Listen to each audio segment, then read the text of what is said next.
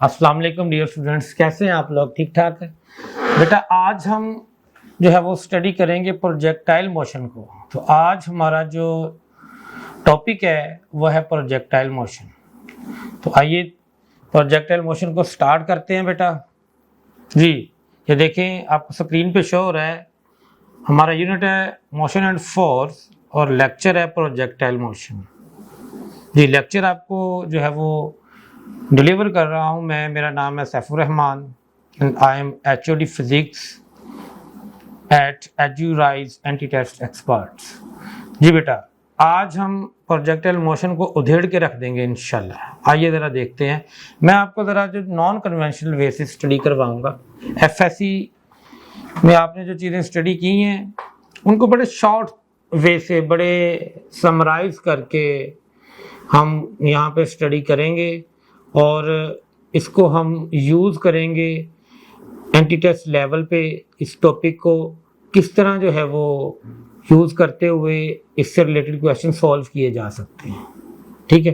तो बेटा projectile motion है, बेसिक कॉन्सेप्ट माइंड में रखिएगा कि जो प्रोजेक्टाइल मोशन है ये 2 डायमेंशनल मोशन होती है। कौन सी होती है? 2 डायमेंशनल मोशन होती है ये। 2 dimensional motion under constant acceleration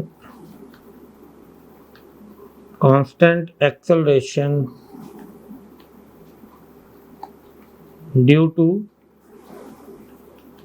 gravity। ये आपने डेफिनेशन पढ़ी हुई है और इसी डेफिनेशन से रिलेटेड क्वेश्चंस आते हैं, अभी हम करेंगे।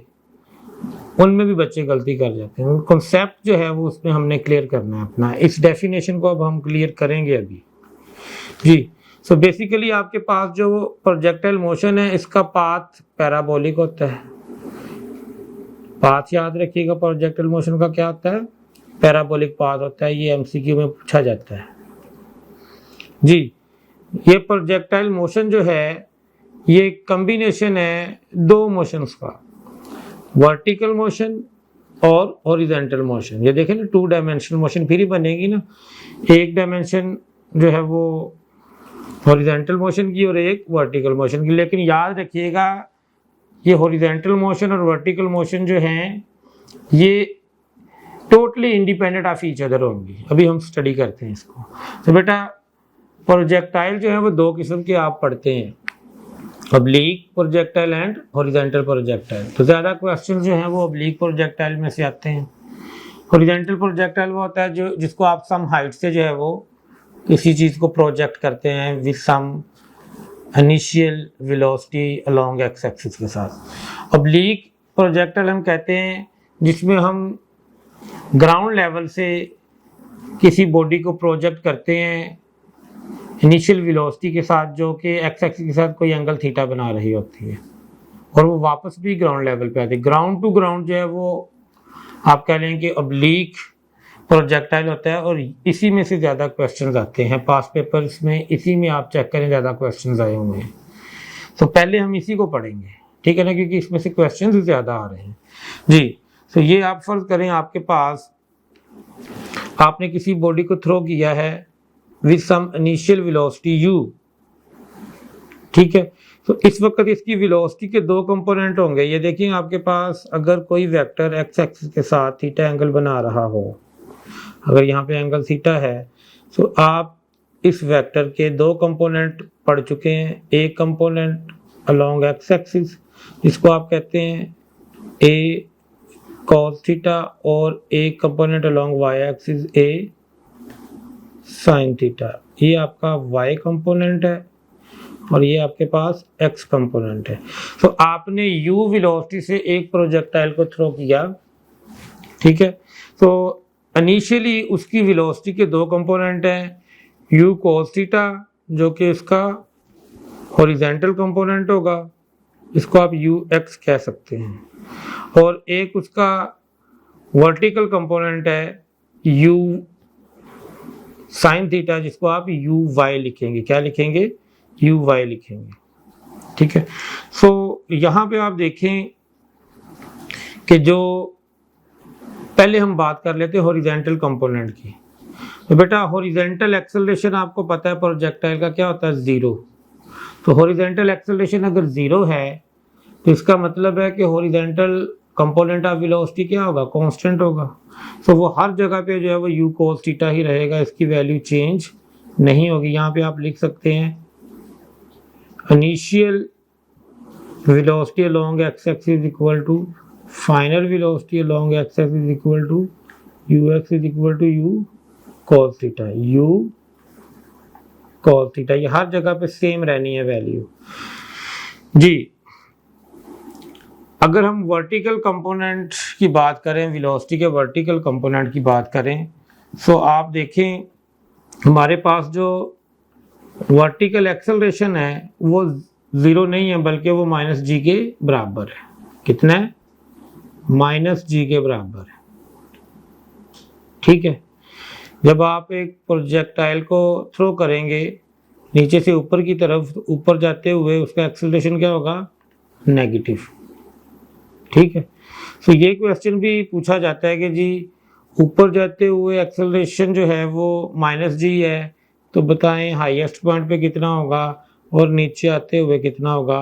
इसमें अक्सर बच्चे जो है वो क्वेश्चन का आंसर रॉन्ग दे देते हैं, इसको भी हमने क्लियर करना है।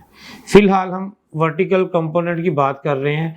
तो आप देखें जब आप थ्रो करेंगे एक बॉडी को नीचे से ऊपर की तरफ फेंकेंगे, तो जैसे जैसे वो ऊपर जा रही है उसकी वेलोसिटी जो है वो डिक्रीज हो रही होगी। ठीक है, और हाईएस्ट पॉइंट पे जाके उसकी वर्टिकल जो है वेलोसिटी जो है वाई कंपोनेंट ऑफ वेलोसिटी जो वो एक दफा जीरो हो जाएगा और नीचे आते हुए वो इंक्रीज होगी। ठीक है, इसका मतलब है कि वाई कंपोनेंट ऑफ वेलोसिटी जो है वो चेंज होता है, वो कांस्टेंट नहीं रहता। और जब वेलोसिटी चेंज हो रही है तो बॉडी में क्या होगा, एक्सेलरेशन होगा, और एक्सेलरेशन कितना होगा, माइनस जी। ठीक है बेटा, नेक्स्ट हम देखेंगे जी। अब हमने इन पॉइंट्स को क्लियर करना जो मैं आपको बता रहा हूं। फर्ज करें कि आपके पास प्रोजेक्टाइल को आपने थीटा एंगल से फेंका, उसकी इनिशियल वेलोसिटी u थी, तो उसका हॉरिजॉन्टल कंपोनेंट ऑफ वेलोसिटी जो है उसको क्या लिखेंगे, ux is equal to u cos theta, और uy को क्या लिखेंगे, u sin थीटा। तो जैसे जैसे जो प्रोजेक्टाइल है ये ऊपर की तरफ जाएगा, ठीक है, इसकी जो वर्टिकल वेलोसिटी है, वर्टिकल कंपोनेंट है इसका वेलोसिटी का, यानी यू वाई जो है वो डिक्रीज हो रहा है, इसीलिए इसका एरो यहाँ पे बड़ा दिखाया गया, यहाँ पे छोटा दिखाया गया। सो जो आपके पास यू वाई की वैल्यू है वो कम हो रही है ऊपर जाते हुए। ठीक है, हाईएस्ट पॉइंट के ऊपर जाके यू वाई क्या हो जाता है, जीरो, इसलिए इसका एरो नहीं दिखाया गया, यू वाई क्या हो गया, जीरो। नीचे आते हुए अगेन पार्टिकल एक्सेलरेट होगा, नीचे की तरफ आएगा तो उसकी जो वेलोसिटी है अलोंग वाई एक्सिस वो इंक्रीज हो रही होगी। ठीक है, देखें यहाँ पे एरो नहीं था, यहाँ एरो आ गया, थोड़ा सा वेलोसिटी आ गई है, और यहाँ पे देखें एरो और बड़ा हो गया, यानी वेलोसिटी और ज़्यादा इंक्रीज हो गई।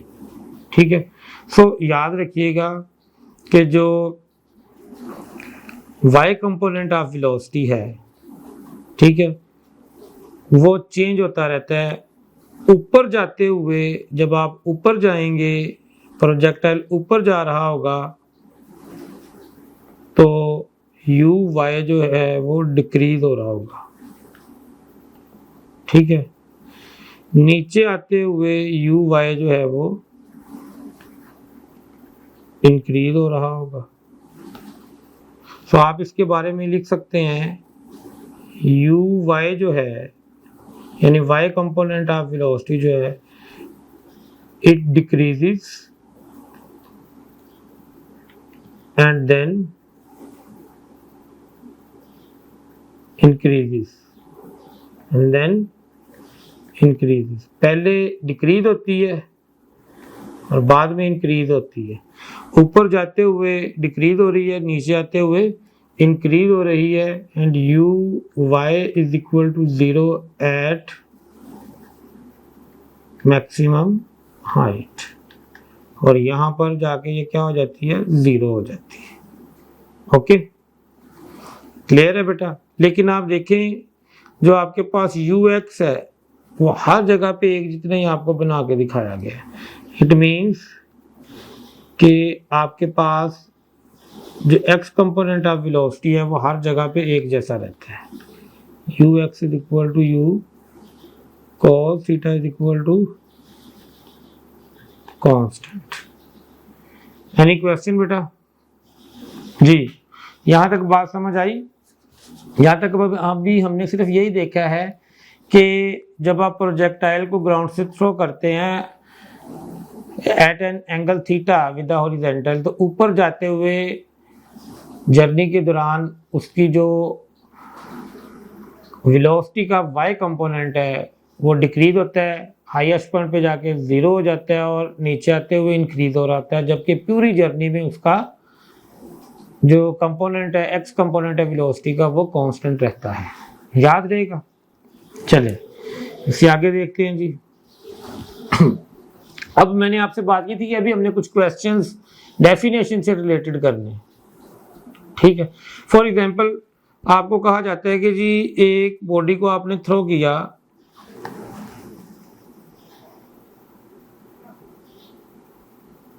लेट्स सपोज इसकी वेलोसिटी जो है वो u है और ये x एक्सिस के साथ जो है वो थीटा एंगल बनाते हुए आपने इसको थ्रो कर दिया। तो बताएं जब ये ऊपर जा रहा होगा तो उस वक्त इस पॉइंट 1 पर, हाईएस्ट पॉइंट 2 पर और पॉइंट 3 यहाँ ले लेते हैं, 3 यहाँ पर, इसका जो ग्रेविटेशनल एक्सेलरेशन है वो किस डायरेक्शन में होगा, पॉजिटिव कब होगा, नेगेटिव कब होगा, क्या वो कहीं पे 0 भी होगा, ये देखना आपने। तो बेटा याद रखिएगा, मैंने आपको पहले भी पढ़ाया था फ्री फॉल में कि जब मोशन अंडर ग्रेविटी होती है तो एक्सेलरेशन हमेशा वर्टिकली डाउनवर्ड होता है और उसकी वैल्यू कांस्टेंट होती है 9.8 मीटर पर सेकंड स्क्वायर, वो चेंज भी नहीं होती थी। ये पॉइंट नोट कर लें। बाद बच्चे गलती करते हैं कि जी ऊपर जाते हुए जो है वो एक्सेलरेशन नेगेटिव है, यानी जी जो है आप इसको माइनस लेंगे, ठीक है, नीचे आते हुए पॉजिटिव समझ लेते हैं, लेकिन ये भी क्या है, नेगेटिव। यहाँ पर हाईएस्ट पॉइंट पे भी एक्सेलरेशन ड्यू टू ग्रेविटी क्या है, डाउनवर्ड है। बेटा जो एक्सेलरेशन है आपने पढ़ा था, projectile motion is a 2 dimensional motion under constant acceleration due to gravity. तो प्रोजेक्टाइल मोशन में जो एक्सेलरेशन है वो तो कांस्टेंट है इस वक्त ड्यू टू ग्रेविटी, तो 9.8 metre per second square value रहनी है, और क्योंकि ग्रेविटी की वजह से है एक्सेलरेशन तो वो हमेशा क्या रहेगा, वर्टिकली डाउनवर्ड। तो यहाँ पर भी आपके पास 9.8 है, यहाँ पर भी 9.8 है और यहाँ पर भी 9.8 है।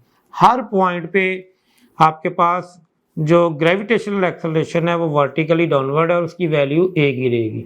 नेक्स्ट क्वेश्चन जो वो पूछते हैं, आपसे पूछा जाता है कि जब प्रोजेक्टाइल ऊपर जा रहा है उस वक्त उसके एक्सेलरेशन में और उसकी वेलोसिटी में कितना एंगल होगा, ठीक है। यहाँ जब वो नीचे आ रहा है तो कितना एंगल होता है, हाईएस्ट पॉइंट पे कितना एंगल होता है, हम यहाँ पे ड्रा कर लेते हैं। यहाँ पे इसकी वेलोसिटी जो होगी वो इस डायरेक्शन में होगी, ठीक है। यहाँ पर वेलोसिटी जो है वो इस डायरेक्शन में हो जाएगी और यहाँ पर आप वेलोसिटी ड्रा करेंगे तो वो इस डायरेक्शन में आएगी। ओके, सो अब आपने इनके दरमियान एंगल बताना है। ये वेलोसिटी है, सॉरी जी। सो ये आपके पास वेलोसिटी और एक्सेलरेशन में हमने अब एंगल बताना है, तो एंगल जरा समझ लें अच्छी तरह से। देखिए अगर मैं यहाँ पर एक लाइन ड्रॉ करता हूँ यूँ, ठीक है, और यहाँ पर भी एक लाइन ड्रॉ करता हूँ यूँ, तो आप साफ देख सकते हैं अब एंगल कितना बनता नजर आ रहा है आपको। देखिए बेटा यहाँ तक कितना हो जाएगा एंगल 90, और लेकिन हमने तो यहाँ से यहाँ तक का एंगल देखना है। तो ऊपर जाते हुए वेलोसिटी और एक्सेलरेशन में जो एंगल है वो ग्रेटर देन 90 आ रहा है। Angle between velocity and acceleration is greater than 90 degree. इस पॉइंट की बात कर रहे हैं। अगर हम यहाँ पे बात करें तो कितना एंगल है, 90 डिग्री है। और यहाँ पर हम बात करें तो 90 यहाँ पे होता है, जबकि आप इतना एंगल ले रहे हैं, तो यहाँ पे एंगल क्या हो जाएगा, लेस देन 90 डिग्री। किस किस के दरमियान एंगल बता रहे हैं, वेलोसिटी और एक्सेलरेशन के दरमियान। वो जरूरी नहीं है वो आपको क्या जी ग्रेविटेशनल एक्सेलरेशन और वेलोसिटी के दरमियान एंगल बताएं। भी प्रोजेक्टाइल में एक्सेलरेशन होता है ड्यू टू ग्रेविटी है, ठीक है। तो सिंपल एक्सेलरेशन भी बोलेगा तो आपने ये एंगल याद रखने हैं, ओके। सो जब प्रोजेक्टाइल ऊपर जा रहा होता है तो उस वक्त ग्रेविटेशनल एक्सेलरेशन और वेलोसिटी में एंगल जो है वो ग्रेटर देन 90 होता है, हाईएस्ट पॉइंट पे 90 होता है। और जब प्रोजेक्टाइल नीचे आ रहा होता है तो उस वक्त एक्सेलरेशन और वेलोसिटी में जो एंगल है वो लेस देन 90 हो जाता है। क्लियर हुई ये चीजें? चले मैं इसको रेज करके यहीं पे कुछ और डिस्कस करने लगा हूं। जी कोई क्वेश्चन है, मैसेज कर दिया करें ड्यूरिंग लेक्चर। जी बेटा, तो ये चीजें आपने नोट की। अब हम यहीं पे कुछ और चीजें देखेंगे। जी तो ये आप कह लें कि आपने एक प्रोजेक्टाइल को यूं करके थ्रो किया,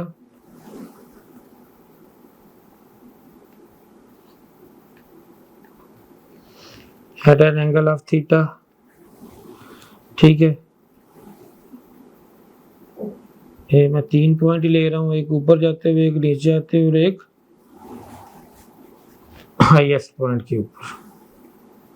तो अभी तक हमने जो स्टडी किया उसके अकॉर्डिंग हमें ये पता चल गया कि प्रोजेक्टाइल मोशन में एक्सेलरेशन हमेशा वर्टिकली डाउनवर्ड होता है, वेलोसिटी जो है उसका एक्स कंपोनेंट कांस्टेंट रहता है, वाई कंपोनेंट चेंज होता है, ठीक है। उसकी वैल्यू डिफरेंट पॉइंट्स पर डिफरेंट आती है।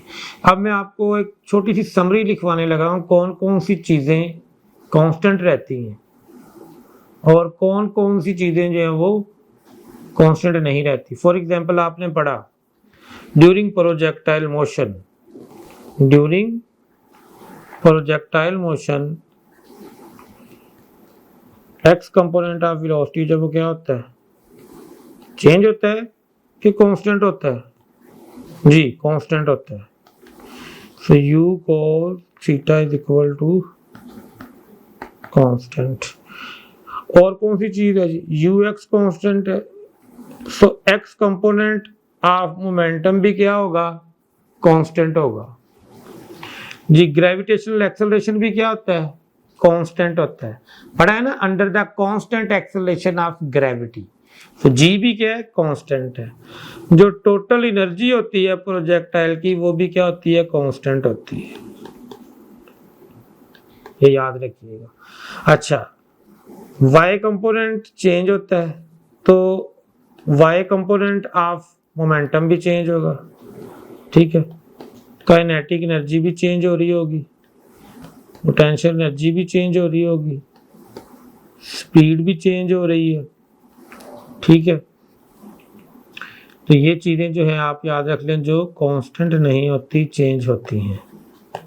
अब मैं आपको यहाँ पे लिखवाता हूँ जी, इस पॉइंट को हम 0 ले लेते हैं और इसको r ले लेते हैं, क्योंकि आपने आगे जाके पढ़ना है कि यहाँ से यहाँ तक का जो डिस्टेंस है वो r है, ये टोटल डिस्टेंस जो है। जबकि अगर हम यहाँ पर आए तो ये डिस्टेंस जो आपके पास है ये r/2 बनेगा, ये वाला यहाँ से यहाँ तक। जबकि ये पूरा डिस्टेंस आपने जो लिया था वो r लिया था। सो इस पॉइंट पर और इस पॉइंट पर, यानी अगर हम बात करें तो 0 और r पर, याद रखिएगा 0 और r पर, यानी जहां से प्रोजेक्ट कर रहे हैं और जहां आकर वो हिट करेगा। यहाँ पर स्पीड क्या होगी, मैक्सिमम होगी, ठीक है। यहाँ पर काइनेटिक एनर्जी क्या होगी, मैक्सिमम होगी। पोटेंशियल एनर्जी क्या होगी, 0 हो जाएगी यहाँ पर आके, ठीक है बेटा। और r/2 डिस्टेंस पर, यानी यहाँ इस पॉइंट के ऊपर मैं बात कर रहा हूँ, तो यहाँ पर आपके पास पोटेंशियल एनर्जी क्या होगी इस पॉइंट के लिए, मैक्सिमम। काइनेटिक एनर्जी क्या होगी, मिनिमम, 0 नहीं होगी, क्योंकि जब आप यहाँ पे आते हैं तो हॉरिजॉन्टल कंपोनेंट ऑफ वेलोसिटी मौजूद होता है, वर्टिकल 0 हुआ है, तो हॉरिजॉन्टल कंपोनेंट ऑफ वेलोसिटी की वजह से काइनेटिक एनर्जी होती है, ठीक है, मिनिमम नॉट 0, ओके। ये नॉट 0 भी लिख लेंगे। यहाँ पर स्पीड क्या हो जाएगी, स्पीड भी मिनिमम हो जाएगी बट नॉट 0। ये कुछ वैल्यूज हैं जो आपने रिमेंबर करने हैं, याद करनी है, ठीक है बेटा। अब आगे बढ़ते हैं, हमारे पास क्वेश्चन है, the speed of a projectile at its maximum height is half of its initial speed. Projectile की जो स्पीड है इनिशियल, मैक्सिमम हाइट पे जाके उसकी स्पीड क्या रह जाती है, उसका हाफ रह जाती है। The angle of projection is, angle of projection बताएं क्या है। देखिए बेटा, हमारे पास जो है मैक्सिमम हाइट पे अगर हम बात करें तो मैक्सिमम हाइट पे आपके पास स्पीड होगी क्या, u cos theta, and this is equal to half of the initial. Initial अगर u थी तो आपके पास क्या आ गया, हाफ u, ठीक है। सो आपके पास, आपने एक प्रोजेक्टाइल को यूं फेंका है, यूं, यहाँ आपने उसे इनिशियल स्पीड u के साथ थ्रो किया, ठीक है। वो यहाँ पे कोई एंगल बना रहा है थीटा, तो यहाँ पर जब वो पहुंचेगा तो इसकी जो स्पीड है यहाँ वाली, वो इनिशियल का हाफ है, यानी यहाँ पे स्पीड होती कौन सी है, ux होता है, हॉरिजॉन्टल कंपोनेंट ऑफ वेलोसिटी, जो कि u cos थीटा, और ये किसके बराबर है, half of the initial. Statement समझ आ गई। अब देखिए u के साथ कैंसिल हो गया, थीटा क्या आ गया, cos इनवर्स ऑफ 1/2। कहाँ पे होता है 1/2, 60 डिग्री पे, तो आपके पास राइट ऑप्शन अल्फा होनी चाहिए, यस। नेक्स्ट है बेटा, the velocity of a projectile at its initial point is 2i hat plus 3j hat metre पर second, its velocity in metre पर सेकेंड एट पॉइंट बी। बेटा ये पॉइंट ए है, इस पॉइंट ए पे velocity आपको दी हुई है 2i hat plus 3j hat metre पर सेकेंड, ये पॉइंट बी है, यहाँ पर आपने वेलोसिटी बतानी है। तो जब ऊपर जा रहा है तो इसके कंपोनेंट आप ऐसे निकालेंगे, ये x कंपोनेंट है और कितना है 2i hat है, और ये y कंपोनेंट है, ये कितना है 3j hat है। जब बॉडी ऊपर से नीचे आएगी, ठीक है, तो नीचे आते हुए इसका वर्टिकल कंपोनेंट डाउनवर्ड हो जाएगा, यू, हॉरिजॉन्टल तो इधर ही रहेगा, वो तो चेंज नहीं होता ना, ठीक है। सो ये आपके पास जो ux है वो तो कांस्टेंट है, ठीक है, लेकिन जो uy है अब यहाँ पे आके वो रिवर्स हो गया है, यहाँ पर अपवर्ड था, यहाँ पर डाउनवर्ड है, तो वो कितनी आ जाएगी अब आपके पास इस पॉइंट बी पे, uy एट बी क्या बनेगा जी, तो अपवर्ड j लेंगे तो डाउनवर्ड माइनस j लेंगे, ये आएगा -3j, ठीक है बेटा। सो ये आपके पास आंसर आता है 2i - 3j। एक और पॉइंट यहाँ पे आपको नोट करवाता हूँ, याद रखिएगा, जब आप प्रोजेक्टाइल को थ्रो करते हैं तो उसकी जो इनिशियल वेलोसिटी होती है, फॉर एग्जांपल ये u है, और ये 10 मीटर पर सेकेंड है फॉर एग्जाम्पल। तो ड्यूरिंग द जर्नी इसकी वैल्यू चेंज होती रहती है, लेकिन जब ये पॉइंट बी पे पहुंचेगी, यहाँ हिट करेगी, तो उस वक्त इसकी फाइनल वेलोसिटी भी 10 मीटर पर सेकेंड ही होगी।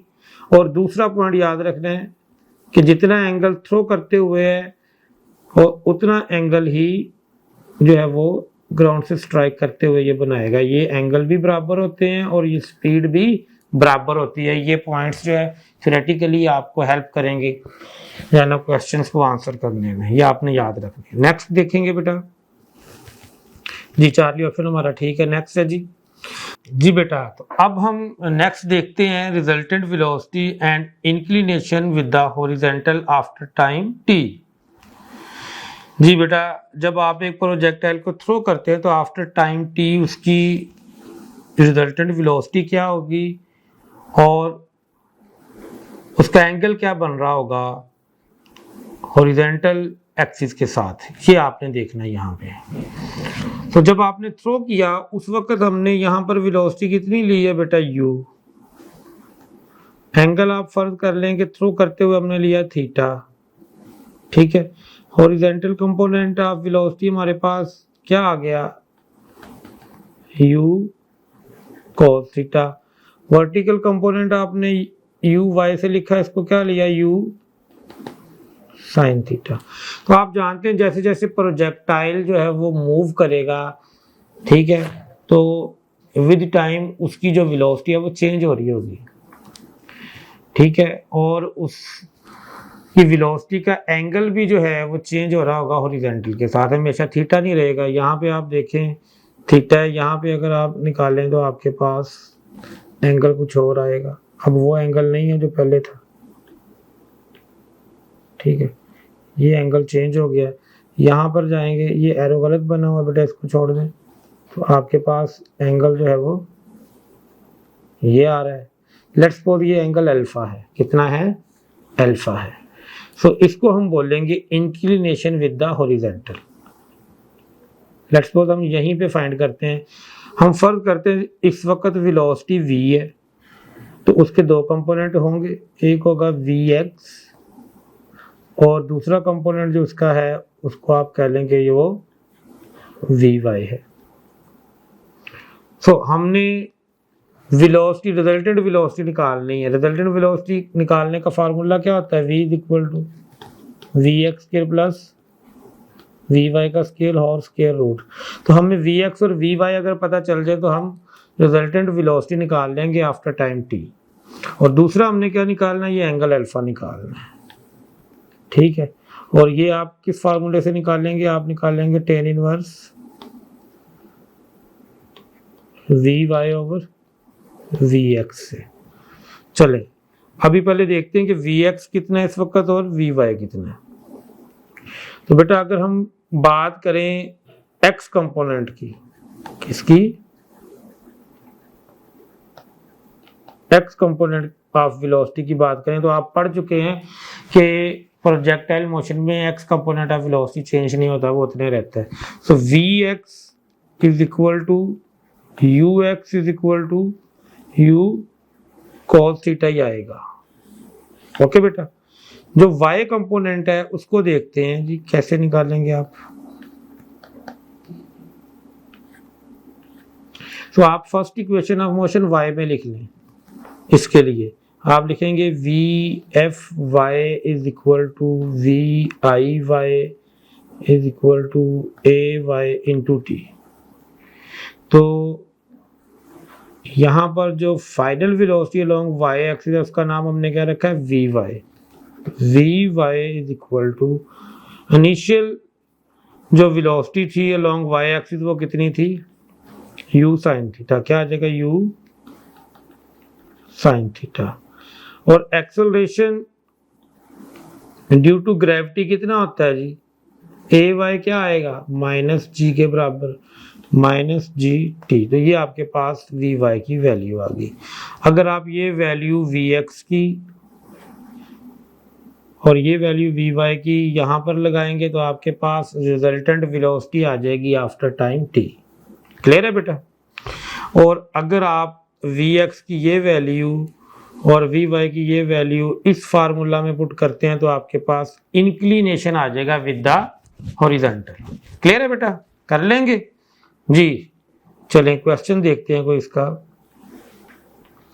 अ projectile is thrown with the speed of 100 metre पर second making an angle 60 degree with the horizontal. जब आपने थ्रो किया उस वक्त आपने एंगल कितना लिया 60 डिग्री, और कितनी इनिशियल स्पीड से 100 मीटर पर सेकंड से। Find the time after which its inclination with the horizontal is 45 degree. जी आप वो टाइम फाइंड करें जब उसका इंक्लिनेशन 45 डिग्री हो जाता है। तो बेटा ये यहाँ पर थीटा जो है वो 60 डिग्री है, ओके, और अल्फा जो है वो आपको 45 डिग्री दिया गया है, और आपको u की वैल्यू कितनी दी गई है 100 मीटर पर सेकंड, और टाइम आपने मालूम करना है। तो बैक चलते मैं आपको बताऊं हुआ क्या है, ठीक है। बल्कि इसी स्लाइड पे कर लेते हैं इसको। आपने फार्मूला पढ़ा हुआ है alpha is equal to tan inverse v y over v x. अगर मैं tan को इस तरफ ले जाऊं तो ये हो जाएगा tan alpha is equal to v y over v x. लिख सकते हैं ना बेटा ऐसे। अब आपने वी वाई को क्या पढ़ा है, वी वाई क्या था, वी वाई था आपके पास u sine theta minus g t, और वी एक्स क्या था u cos थीटा। वो वैल्यूज पुट करें तो आप लिखेंगे tan alpha is equal to u sine theta minus g t over u cos theta. अब आप वैल्यूज पुट कर दें जो गिवन है, जो आपके पास है tan अल्फा कितना दिया हुआ है 45 इज इक्वल टू u कितने 100 into sine 60 degree minus g कितना होता है 10 into t over 100 cos of 60 degree. जी बेटा इसको आप सॉल्व करें। tan 45 कितना हो जाएगा, मैं इधर करने लगा हूं अब इसको। tan 45 कितना होता है 1, सो 1 इज इक्वल टू 100 साइन 60 कितना हो जाएगा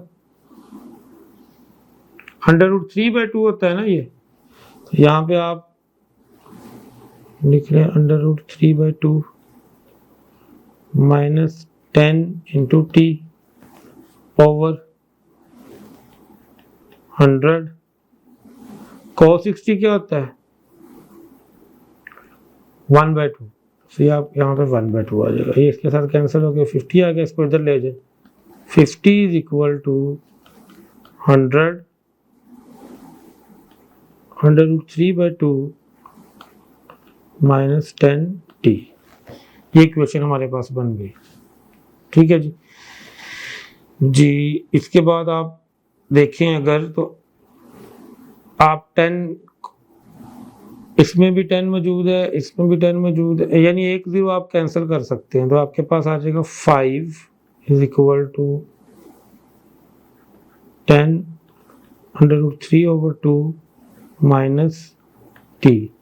ये 2 इसके साथ कैंसिल करें तो यहाँ पे क्या आएगा 5। तो आपके पास इक्वेशन क्या बनती जा रही है 5 is equal to 5 √3 minus t। तो आप t को उस तरफ ले जाएं अब,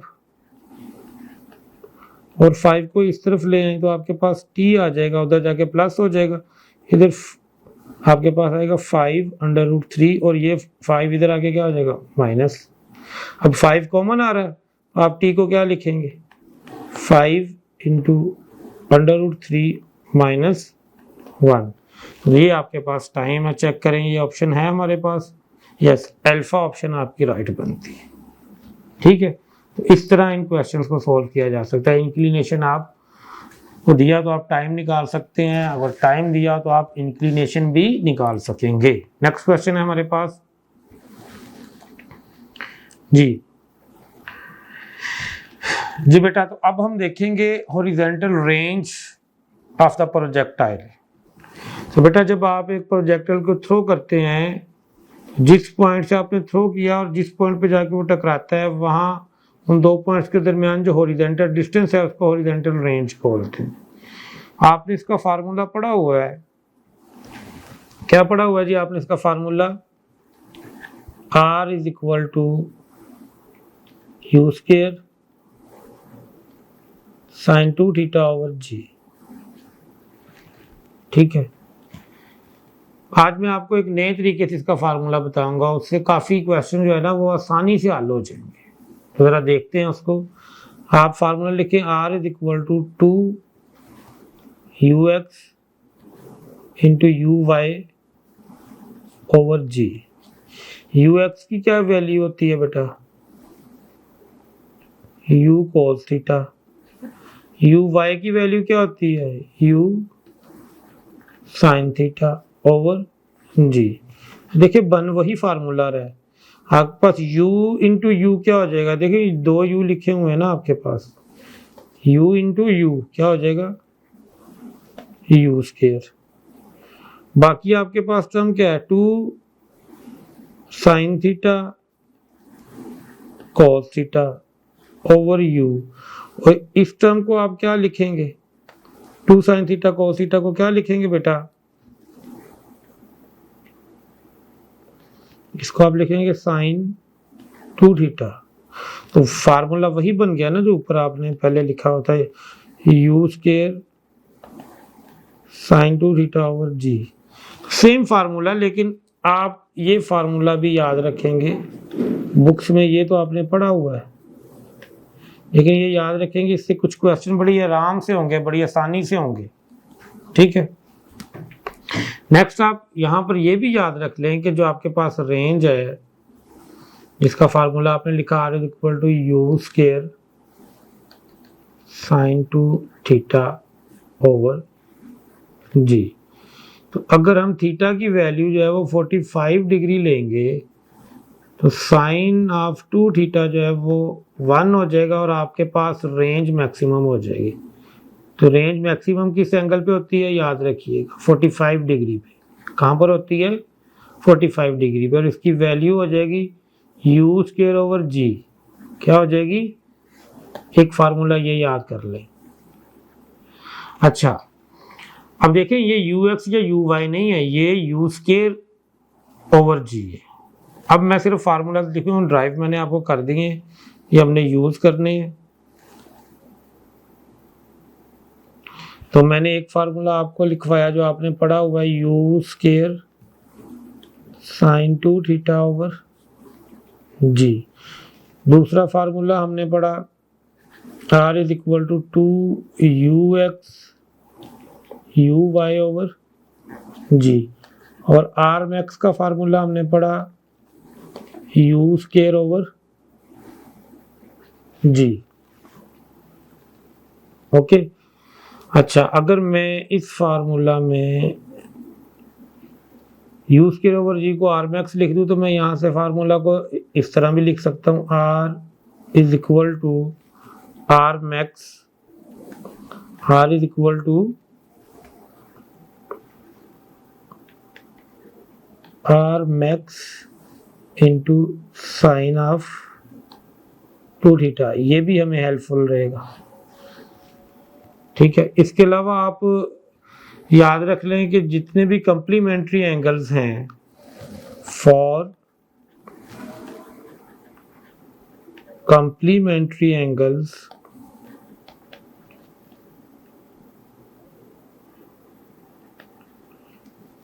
रेंजेस आर इक्वल।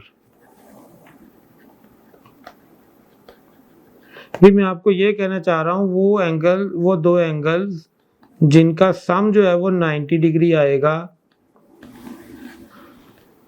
उन दो एंगल्स के ऊपर आपके पास रेंजेस क्या होंगी? बराबर।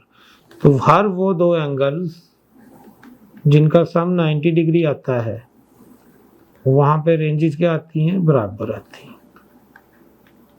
ठीक है, तो ये फार्मूलेशन देर में रखनी है, इसके अकॉर्डिंग हम क्वेश्चंस करेंगे, आप देखेंगे आपको कितनी आसानी हो रही है। नेक्स्ट देखते हैं बेटा, हमारे पास टाइम ऑफ फ्लाइट है। तो टाइम ऑफ फ्लाइट का आपके पास क्या फार्मूला आपने पढ़ा, T is equal to 2u sine theta over g.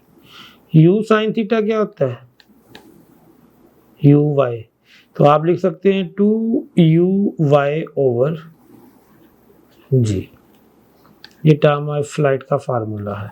और यहीं पे नोट करें, अगर आप एंगल थीटा ले लें इक्वल टू 90 डिग्री, तो साइन 90 क्या हो जाएगा, 1। तो आपका जो टाइम ऑफ फ्लाइट है वो मैक्सिमम हो जाएगा। और मैक्सिमम टाइम ऑफ फ्लाइट किसके इक्वल आ रहा है, 2u ओवर g के बराबर। ये ux या uy नहीं है, ये u है। ओके, सो यहां से शॉर्ट फार्मूला ये भी बना के रखिएगा, t is equal to T max into sine of theta. ये सारी फार्मूलेशन आपकी आसानी के लिए कर रहा हूं। ओके बेटा, नेक्स्ट है हमारे पास मैक्सिमम हाइट। ठीक है, मैक्सिमम हाइट का फार्मूला क्या पढ़ा हुआ आपने,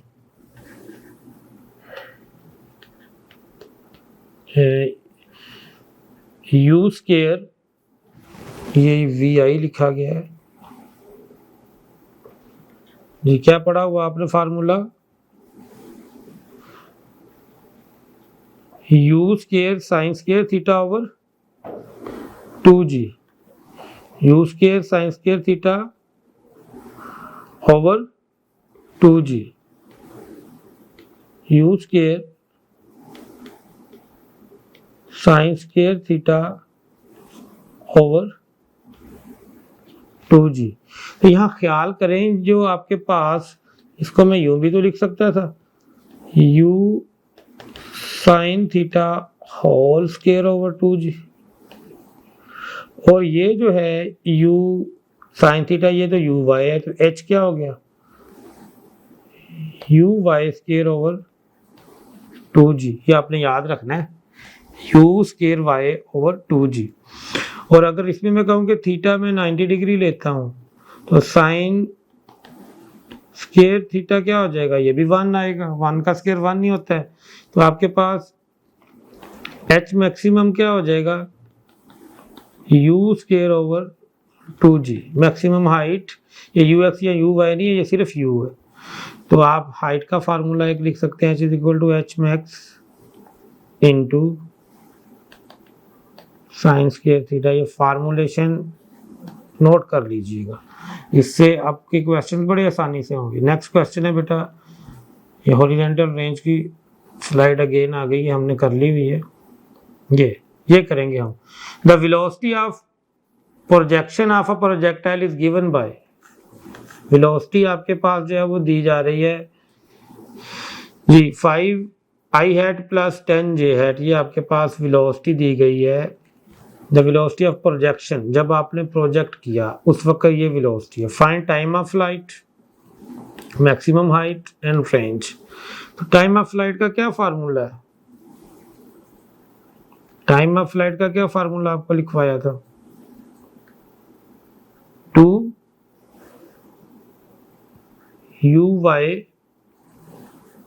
ओवर g। यही लिखवा के आए ना अभी आपको, तो इसमें आप वैल्यूज पुट कर लें। 2uy कितना दिया हुआ है, ये uy 10 है, और ux कितने 5 है।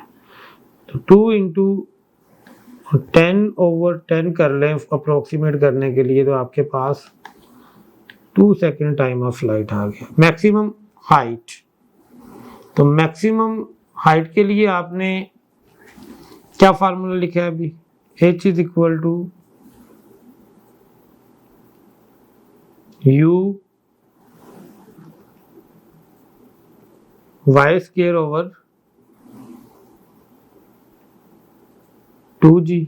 यही पढ़ा है ना अभी, इसमें वैल्यूज पुट करें, यू बाई कितना है, यानी 10 स्क्वायर ओवर 2 इंटू 10 कर दें, ये आपके पास आ जाएगा 100 ओवर 20, एक 0 कट गया तो 5 मीटर हाइट आ गई आपके पास। रेंज का फार्मूला आपको क्या पढ़ाया है, 2ux uy ओवर g पढ़ाया था। तो 2 के साथ ux कितने 5, 2 इंटू 5 इंटू uy कितने 10 ओवर 10, 10 से कट गया तो 10 मीटर रेंज आ गई आपके पास। ठीक है जी।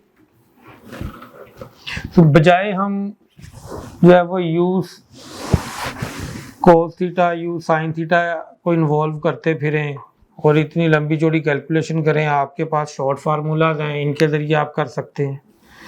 नेक्स्ट देखेंगे बेटा। जी बेटा, तो अब हम कुछ पॉइंट्स हैं जो बड़े याद रखने वाले हैं वो डिस्कस करेंगे। कुछ फार्मूलाज आपको बताऊंगा जो आपको बड़े हेल्पफुल रहेंगे प्रॉब्लम्स को सॉल्व करने के लिए। ठीक है, तो इनको मैंने नाम दिया है पॉइंट्स टू पॉन्डर। जी, आप दो प्रोजेक्टाइल थ्रो कर रहे हैं with equal velocity, initial velocity दोनों की सेम है लेकिन उनका एंगल ऑफ प्रोजेक्शन डिफरेंट है। एक का एंगल थीटा और दूसरा का 90 माइनस थीटा है। यानी याद रखिए, जब आप एक एंगल थीटा लेते हैं और दूसरा एंगल 90 माइनस थीटा लेते हैं तो दोनों एंगल्स का सम क्या आ रहा है,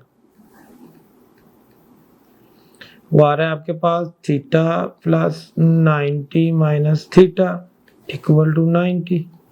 यानी ये दोनों कंप्लीमेंट्री एंगल्स हैं, ऐसे एंगल्स जिनका सम 90 आ रहा है आपके पास। ठीक है ना। सो इनके लिए आपने कुछ बातें याद रखनी। नंबर 1, इन पे रेंजेस सेम होंगे, यानी आर थीटा 1 बराबर होगा आर थीटा 2 के। हर वो दो एंगल्स जिनका सम जो है वो 90 डिग्री आए, उनके लिए रेंजेस क्या होती हैं, इक्वल होती हैं। ठीक है, और उन पर जो हाइट्स की रेशो है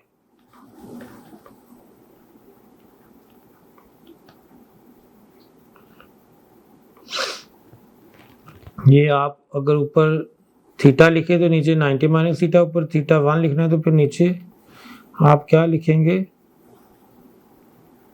हम इसको ना थीटा 1 थीटा 2 ही लिख लेते हैं क्योंकि हमने मेंशन किया हुआ थीटा 1 क्या है थीटा 2 क्या है। जी, थीटा 1 ओवर थीटा 2 के लिए आपके पास हाइट्स की रेशियो क्या आएगी, 10 स्क्वायर थीटा आएगी, और इनके जो टाइम ऑफ फ्लाइट्स होंगे उनका प्रोडक्ट जो है वो 2r ओवर जी के बराबर आएगा।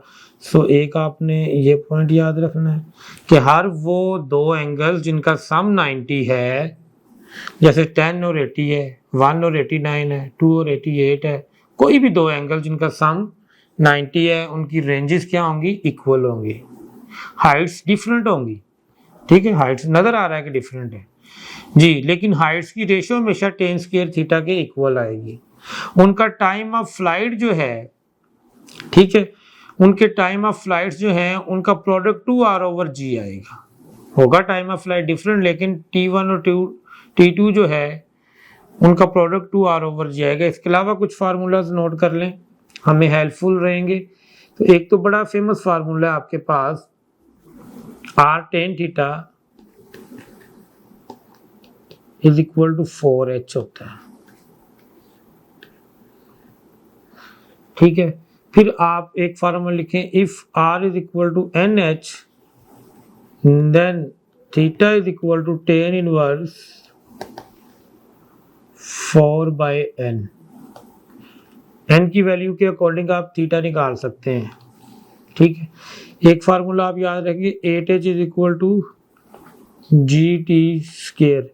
यहाँ से आपने एक और चीज समझनी है कि आप इसको लिख सकते हैं h over T square is equal to ji by 8। जी की वैल्यू अगर पुट करें तो 10/8 हो जाएगा और ये आपके पास 5/4 आएगा। ये बड़ा फेमस क्वेश्चन है कि हाइट और square of time of flight की रेशो क्या होती है? तो वो 5/4 होती है, याद कर लें, ठीक है ना। और एक आपको मास्टर फार्मूला लिख के दे रहा हूं,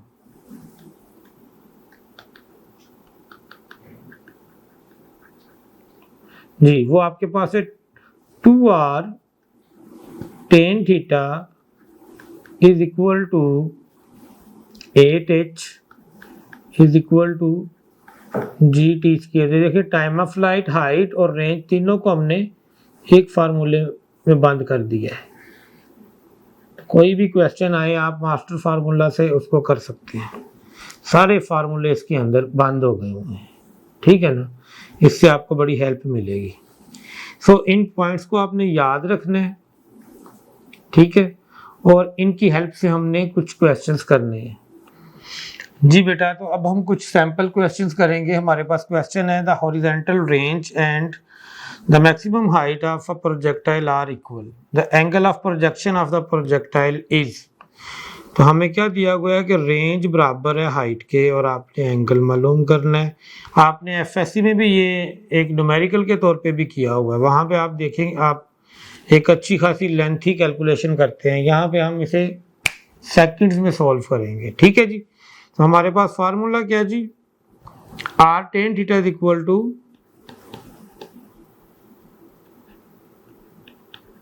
4h, और आपको r और h बराबर दिया हुआ है। आप r की जगह पे h लिख दें या h की जगह पे r लिख दें, एक ही बात है। मैं r की जगह पे h लिख रहा हूँ, h tan theta is equal to 4h, h के साथ कैंसिल हुआ, tan theta is equal to 4 and theta क्या आ गया, tan इनवर्स ऑफ 4।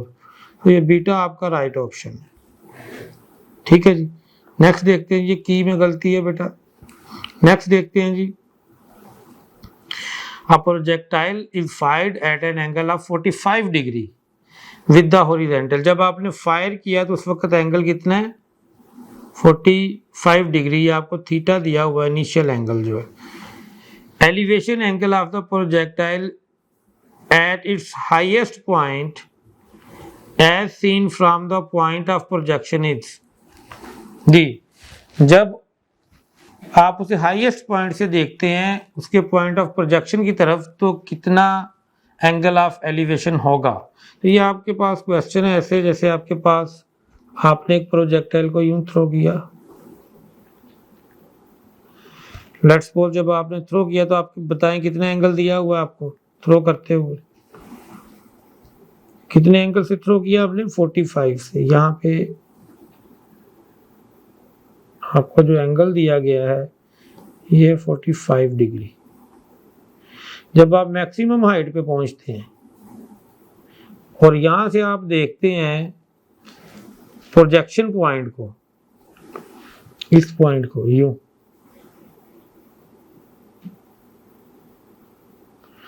तो उस वक्त कितना एंगल बन रहा है वो आपने मालूम करना है। ये क्वेश्चन समझ गए बेटा। तो आप मैक्सिमम हाइट पे जब पहुंचे, ये आपके पास h है, और जब मैक्सिमम हाइट पे होते हैं तो ये डिस्टेंस कितना होता है बेटा, r/2। सो अगर मैं इस ट्राइंगल को लूं, ये क्वेश्चन की स्टेटमेंट दोबारा पढ़ता हूं, समझ लें। अ projectile is fired at an angle of 45 degree. कितने एंगल पे फायर किया गया, 45 डिग्री पे। कितने एंगल पे, 45 डिग्री पे आपने इसे फायर किया, प्रोजेक्ट किया, okay.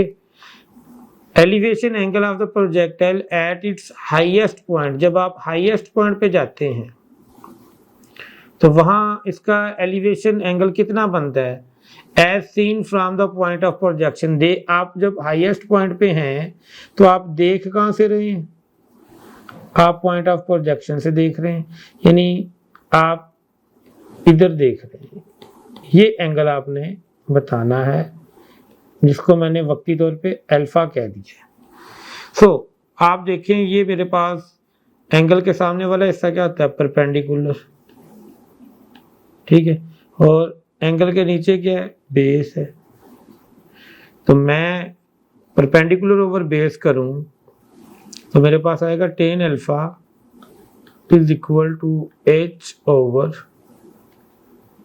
r by 2, so tan alpha will be equal to, ये 2 ऊपर चला जाएगा 2h ओवर r। और बेटा r जो होता है, r टेन थीटा जो होता है वो लिंक रखता है 4h के बराबर होता है आपके पास r टेन थीटा। यहाँ पे थीटा कितना गिवन है 45 डिग्री, थीटा कितना गिवन है 45 डिग्री। तो आप यहाँ पे लिखें r tan 45 degree equal to 4h। Tan 45 क्या होता है 1, तो r इज इक्वल टू क्या आ गया 4h। ये वैल्यू आपने जो निकाली है यहाँ पे जाके लगाएंगे तो आपके पास आएगा tan alpha is equal to 2h over 4h। h से कैंसिल, ये कैंसिल करें तो आपके पास टेन अल्फा क्या है 1/2, तो अल्फा क्या आ जाएगा tan inverse half 1/2। Delta option आपके पास राइट आंसर आएगा इसका। ठीक है बेटा, नेक्स्ट क्वेश्चन हम देखते हैं जी। तो बेटा हमारे पास नेक्स्ट क्वेश्चन है, a missile is fired for maximum range with an initial velocity of 20 metre per second if g is equal to 10 metre per second square, the range of the missile is. So आपके पास जो initial velocity है वो दी गई है 20 metre per second square, g की value दी गई है 10 मीटर पर सेकंड स्क्वायर, और आपने मैक्सिमम रेंज है वो फाइंड करनी है। आपको मैक्सिमम रेंज का फार्मूला क्या लिखवाया था मैंने, u स्क्वायर ओवर g। तो लिखें 20 स्क्वायर ओवर 10, तो क्या आ जाएगा 400 ओवर 10 करें तो 40 मीटर रेंज आ जाएगी आपके पास। देखा, अगर आप डायरेक्ट फार्मूला याद करते हैं जो मैंने आपको अभी शॉर्टकट में लिखवाए हैं तो क्वेश्चंस कितनी आसानी से सॉल्व हो रहे हैं। नेक्स्ट क्वेश्चन देखते हैं जी।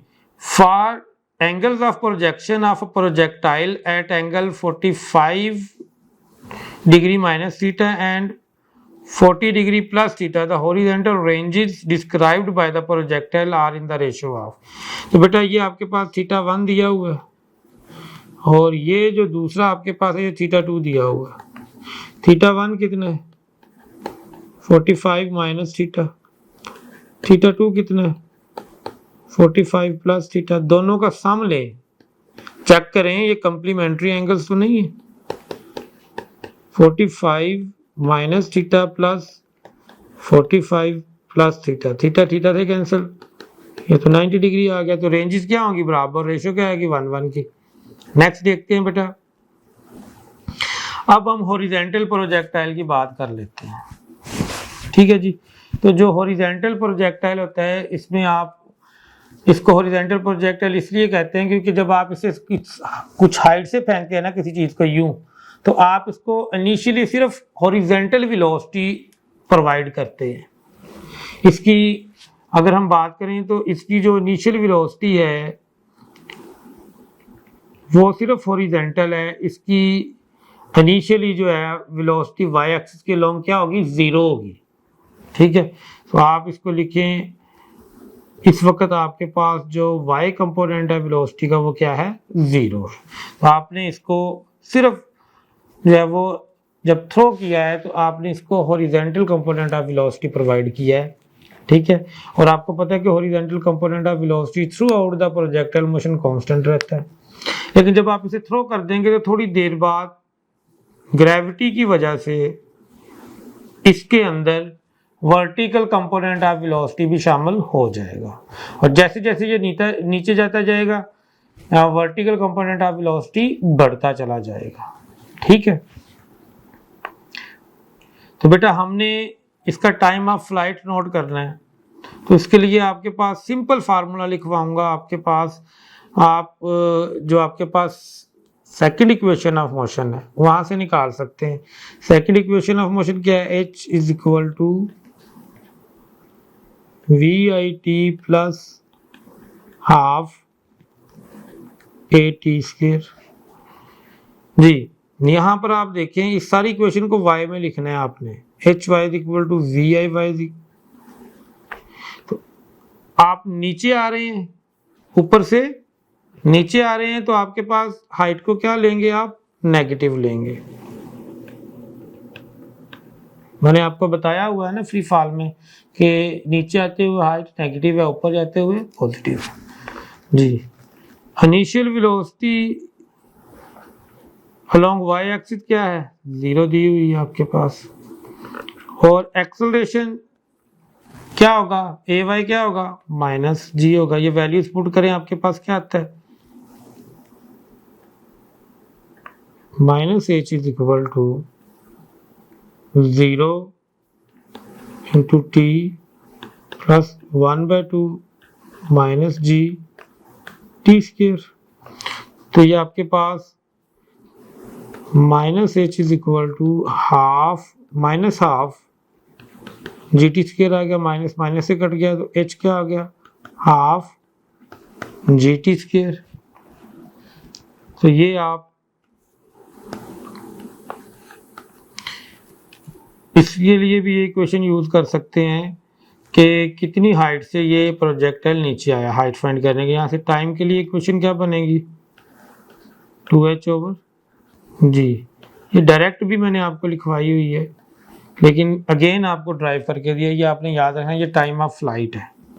क्या है ये, टाइम ऑफ फ्लाइट। नेक्स्ट देखते हैं बेटा,